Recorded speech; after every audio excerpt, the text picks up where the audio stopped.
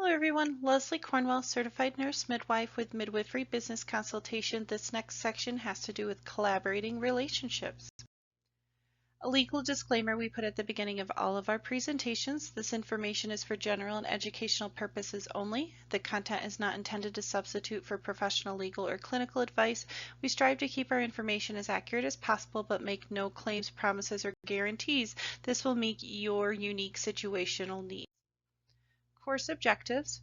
We want to verbalize exactly what is a collaborative relationship, what are 5 essential skills for building a collaborative relationship, what is the difference between an informal collaboration and a formal collaboration, key elements of an informal collaboration, how do you write a collaborative agreement, what are the guidelines to have a successful collaborating arrangement, and then the 6 tips to building and writing that collaborative relationship. So why is this topic important?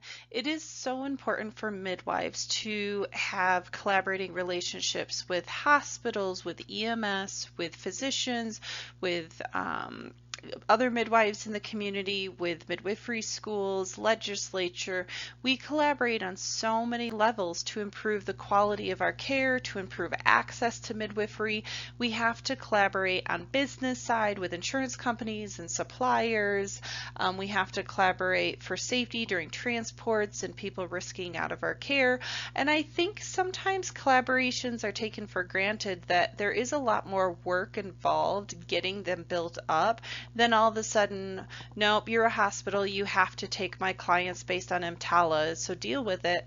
We need to do better. We need to be proactive. We need to not be reactive. We need to meet with them when we open our practices, have transfer protocols, policies, clear communication of who we call, what door we go in, working with the EMS and improving their obstetrical and newborn protocols. I don't think we give enough credit to our expertise and unique skills we have to value to improve the collaboration on both directions. So the whole point is to improve access to insurance reimbursement, improve access to legislature reform, quality measures, the list goes on and on. So, and there are some states that require nurse midwives, CPMs to have a written collaborative agreement. Some insurance contracts require a written collaborative agreement. And for running a birth center and based on CABC and many of the birth center regulations, you need a medical director, you need to have a hospital pediatrician, obstetrician, a formal collaboration in place. So it is a barrier to be able to practice, but it also is a very essential thing to be successful and improve the quality and the outcomes for our families. So there's different ways you can create collaborative agreements and relationships, and so that's why I wanted to make this a presentation, because I hear it over and over again. It's a barrier, or midwives will say, well, I can't get a doctor to collaborate with me, I can't get the hospital to meet with me, they just don't understand, and we'll just have to meet when it comes to that transfer, and they have to take our patient in triage, and they have to take our patient based on calling EMS. And I always want midwives to try to create win-win situations, think from their perspective. They're worried about liability, they're worried about the protocols and the thought process and the decision making, and set up meetings and improve that relationship. You're going to reduce your risk of liability, you're going to reduce your risk of complaints to the state, you're going to reduce the bad outcomes by being proactive and meeting with physicians. Whether you have a formal or informal relationship with them, there's different specialists in the area. Maybe you're going to need to meet with a dermatologist, a chiropractor. Maybe you're doing women's health clinic and you're doing breast exams and you notice she has a lump and now she needs to collaborate with oncology. A lot of midwives will be primary care providers for their clients, and so you have to be able to collaborate not just on the obstetrical side, but the primary care and gynecological side as well. So we need to be an integral part of the healthcare system and take the initiative to set up meetings with administration in hospitals, EMS managers, insurance representatives, to be able to improve access to our services and those outcomes. So let's go to the basics of what exactly is a collaborative relationship. A collaborative relationship is when two or more people work closely together to accomplish common goals. And it's very attractive to organizations because it combines effort, expertise, produces better outcomes than just working alone. You get a different perspective, you get different resources pulled in that you didn't have access to. So there is a lot of benefits to collaborating with the midwives in your community, so you can help prevent burnout, give each other backup coverage. If you have two ladies going at once, you want a vacation, you want to go to your kiddos' spring music recital, the list goes on and on and on. So there's 5 essential things and skills to building a collaborative relationship. You want trust. You have to be able to know each person has good skills, has the evidence, has a sound practice that they're collaborating with on both directions. So you've got to have a collaborative intention. You've got to have a win-win team approach attitude when you're reaching out for a collaborative relationship. You've got to be truthful, you got to be honest, you've got to talk about your skill set, your scope, what you can do, what you can't do, what supplies you take with you, what you risk out for, what you collaborate with, what you independently care for, what type of clients you're taking, and what your protocols look like. When I would have my collaborating meetings with physicians and hospitals, I would bring my birth bags, I would bring my policy handouts, and we would have great discussions, and I was totally honest and transparent. The standards, the qualities, the references, I wasn't hiding anything of the standards and expectations when they would collaborate, what labs we would do, what education, what choices the families had, what informed consent, what was the care like with our practice, and how could we continue to give culturally sensitive care while they transition to another care provider, another healthcare system. So knowing each other, knowing each other's strengths, each other's weaknesses, how to solve problems, how to negotiate a win-win situation. If you go into it and say, I need a collaborating doctor, I need, but you're not willing to give anything, you're not willing, like with collaborating physicians, we talk a lot about you can barter with them for financial compensation for the collaboration. You could barter with them about the value to the community and improving outcomes. You could take some call if you're a nurse midwife and you have hospital privileges. How can you support them for growing that collaboration with you? So an informal collaboration, which tends to be the preference of hospitals and providers, because it does decrease some of the risk of vicarious liability, is you just have something informally. You guys have a verbal arrangement, there's nothing in writing, it just allows people to talk and have a conversation, but there's nothing hard in stone that anyone has to follow.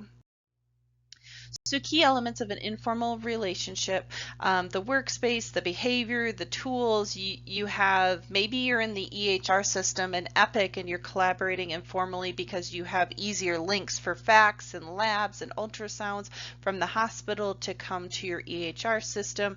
You have an informal collaboration because your clients all see an OB once in the pregnancy. There's nothing in writing, but that's to continue the collaboration. You have to figure out what is that working relationship so that you can complement each other and feel comfortable. Both parties have to feel comfortable in that relationship. So guidelines for a collaborative relationship to make it successful.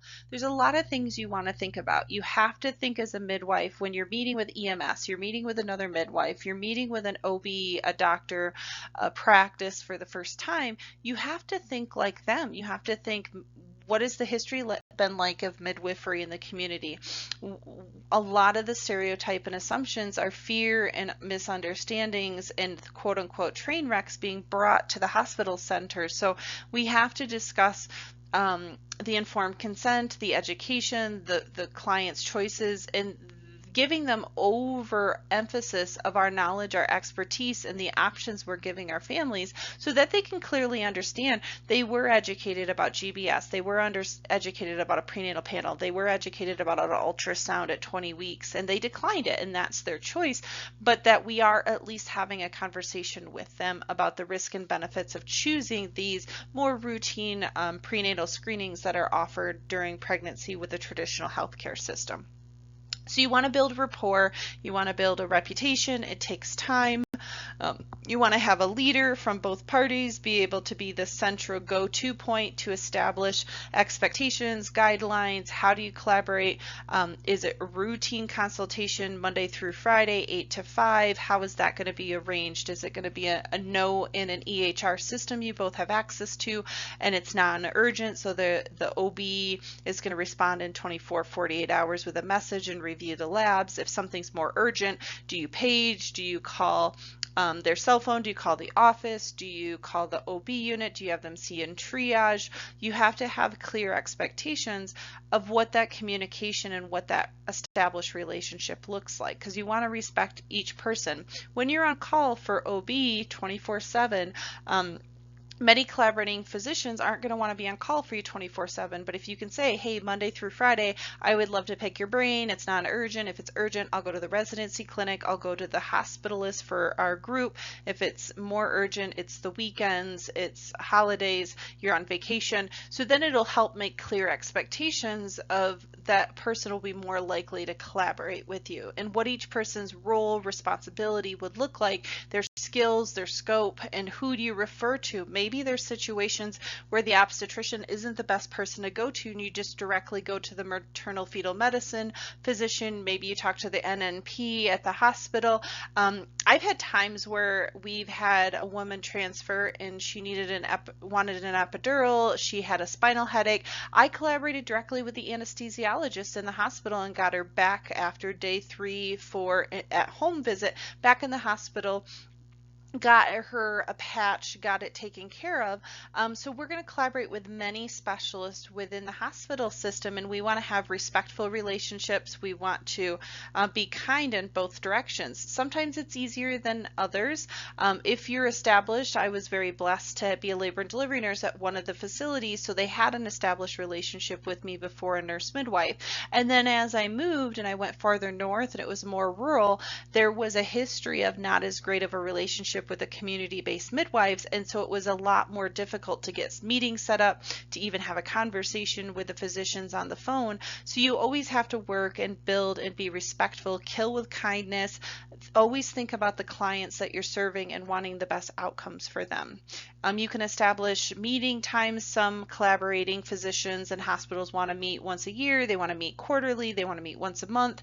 It tends to be closer in time as you're starting out the relationship, and then it's going to extend as you build trust and you build a reputation and you learn each other better. So I tend to allow the obstetrician, the collaborating physician, to set the timeline of our meeting. It's just a meeting. It's just a touch base point. We can talk. We can go over people we're collaborating on, do some peer review, some near misses, discuss ways to improve transports and collaborations together. You want to have clear expectations, but also not being hard, rigid, how you're going to take care of people, because obviously if there's clients that want unique needs, so we would have agreements where my private physician collaboration didn't take Medicaid, so my agreements with my clients very specifically said, if you're on Medicaid, I have to send you to this practice versus this one. Or if there were certain labs and certain testing that didn't get done during the pregnancy based on the obstetrician's comfort level, those clients I could not refer to that collaborating physician, and I'd go to the residency clinic, I would go to the hospitalist. So you'd have to learn how to negotiate. Collaboration isn't just 100%, this is the only person you go to and you go to them for everything. When you're a home birth midwife, a birth center, a community-based setting serving a 2-3 hour radius, you're going to have a numerous informal, formal relationships with different hospitals, with different EMS carriers, with different physicians based on where families live. So I always tell people, meet lots with family practice, pediatricians, obstetricians, MFMs, doulas, hospital management, because you may or may not realize how valuable that proactive collaboration, even if it's informal initially, has. Be an active listener, listen on both sides, hear their concerns, hear what happened in the past. Your goal is to show them your practice is different and your standards of care. This is a new relationship. This is a new situation. And what are the standards? We can work together, our documentation, our style of communication, and how we're going to collaborate and transfer when particularly those vulnerable times happen with emergency situations and during labor. So there's 6 tips for building a strong collaborating relationship. The chain, the simplest way is just setting and getting to a place where you guys are in a win-win situation. You have a timeline. The woman needs to be seen. She needs to be collaborated with an obstetrician. There's many ways you can do it.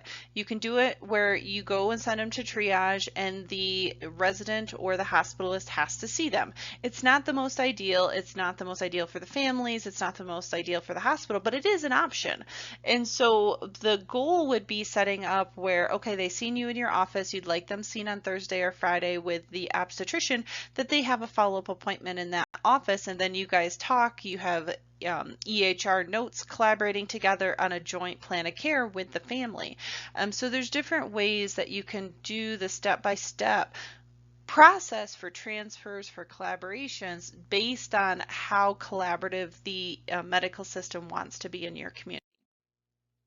The parallel processing, this is another way where you have to have extensive trust and you have to know each other's characteristics and styles. And when a problem arises, you can just call that person up and say, hey, I need your help. And there's extensive trust that they're going to go up the chain of command and they're going to take care of it for you. So some midwives, it takes time to create that. Sometimes you have a pre-existing relationship. Maybe you were a nurse at the doctor's office that now you collaborate with after you finish midwifery school. It's a chain of command approach where you can go to someone and have less of a formal relationship because you have that pre-existing trust and understanding of thought process and decision making. The hothouse, this one is a tougher one. It's where, you know what, the situation sucks and we're in front of you and you have to deal with it. We have a transport, EMTALA, you have to take her. There's an emergency going on. It causes a lot of tension. It causes a higher situation of mistakes. And I want to stress that this usually has more trauma to the families. It usually has more trauma to the midwife, higher risk of lawsuits, higher risk of the hospital putting an accusation against the midwife's license. It causes more tension in the community when we just do a spontaneous, we don't have any conversation with them, and then that once a year, once every 6 months, we need their help, we need their services because a woman is having some medical issues. That's not really a collaboration. It's more of I'm going to utilize you when I need to, and then I'm just going to do my thing. So I wouldn't call that so much collaboration, but it is one of the options. The undertaking, this one is a great one. It's where you brainstorm, you talk about scenarios, you talk about, well, what if this happens? How do we handle it? What protocols should we put in place? How should we set up an arrangement in this situation, and so in a business formal agreement, like if you had partners and you had somebody more formal, maybe there's a midwife and an OB that own the business together, that collaboration is going to be a little more formal and it's going to be a shared decision making and more binding agreements are in place. So it really just depends on what level relationship you're having. If you're business partners, if there's 2 private practices want to collaborate together, it's a midwife that wants to transfer to a local hospital, they want to get privileges. There's different levels of collaboration. And so you can brainstorm. I've seen a lot of midwives collaborate win-win, great brainstorming situations where they get flat pay schedules to support each other and cover up for call and sick and different scenarios so that it's a mutually beneficial relationship. This one is the most common. It's a little more vague. It's a kind of a molding of everything because you can't think of every single situation and not every single person has the same skill set. So you really want to just talk about each person's strengths and weaknesses so that there is someone in the collaboration that can fill that need. So if you talk to the obstetrician and they're like, well, we can collaborate, but she wants a tubal ligation and I have privileges at a Catholic hospital, I can't do her tubal ligation. Let's have a conversation about it before this situation arises. Let's get you connected with an obstetrician that has different privileges at a different hospital. So there's different situations. It's more of a hodgepodge of like, let's let's see what everybody's strengths and weaknesses are, and let's see where we can utilize each other, and then I will figure out where I need to go for other collaborative relationships to fill these other skills that I don't have that it seems like you also don't have. Because yeah, you could meet with a hospital to collaborate, but your client maybe lives too far away from there, and you need to know pretty much every hospital in your radius you're serving. You should build up some sort of collaborative relationship, even if it's just trying to meet with administrator, the charge nurse, the OB director of the unit, just to help build up that relationship. So this one is interesting because it's trying to reiterate. You've tried over and over again to get a collaboration. It was just, you had an agreement with other practitioners. They denied your agreement. You say, okay, let's just follow up in 3 to 6 months. Let's have a conversation. Let me get you some more doctors to talk with, especially with the vicarious liability. Sometimes there's a lot of fear and misunderstandings. You have malpractice insurance. They don't have malpractice insurance. They want to meet with their lawyers, and their lawyers are pretty much always going to tell them, don't collaborate with a midwife. You're the deep pocket. You have malpractice. They don't. So I encourage them to meet with the midwife malpractice representatives so that they can have a good conversation of what is true vicarious liability. How do we get strong collaborations? How do we reduce the risk to that obstetrician, that pediatrician, that hospital system, so that we can have a better relationship where it's more about the best outcome for family versus it's about fear and anxiety that I'm going to get sued if I support you. So don't get stressed out if you try to meet and someone doesn't want to collaborate with you at this time. Keep your draft, keep your ideas, just gently reapproach it every 3 to 6 months, and be the one that's more proactive to say, well, I want to meet with you. Okay, it sounds like we had to reschedule. Let's work on getting this taken care of later. So as a summary, collaborative relationships can be formal, they can be informal, they're between 2 or more people working together for a common goal. Many states do require supervisory relationships for prescription privileges, for owning a business, for practicing rights, so you really have to look at your local standards. If you're doing a birth center, CABC, a medical director, a lot of these state birth center regulations do say you have to have a written agreement with either EMS, hospitals, pediatricians, obstetricians.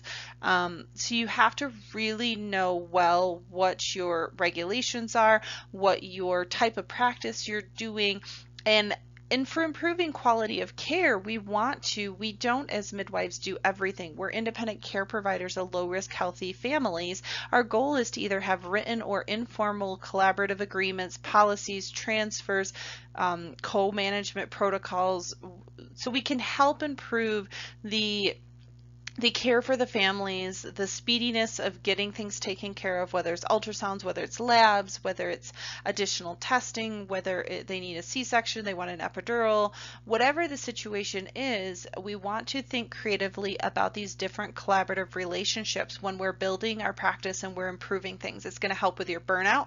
It's going to help with reducing your risk. It's going to help with improving outcomes. It's going to help with the whole community's approach to community-based midwives. So there's different ways you can do it. You can do it in a informal structure, formal structure. You want to meet together regularly. It's an ever-evolving process. You want to talk about near misses. You want to talk about quality improvements. You want to talk about evidence. You want to talk about what you can do and what you can't do, and what skills you have and what skills you don't have on both sides of that relationship. And there's many people in the community to collaborate with. And so it's our role when we're creating our practices, we're improving outcomes, improving standards, we should be taking the initiatives with our midwives in the community, our EMS colleagues, our hospitals, our pediatricians, our obstetricians, our MFM, even just alternative practitioners. We can collaborate with them, with chiropractors and Webster technique and naturopaths and Reiki. There's so many wonderful collaborations we could create, because the whole point is we want to learn each other's services so we know who's the best person. If I can't offer a service, I know who to find to help you with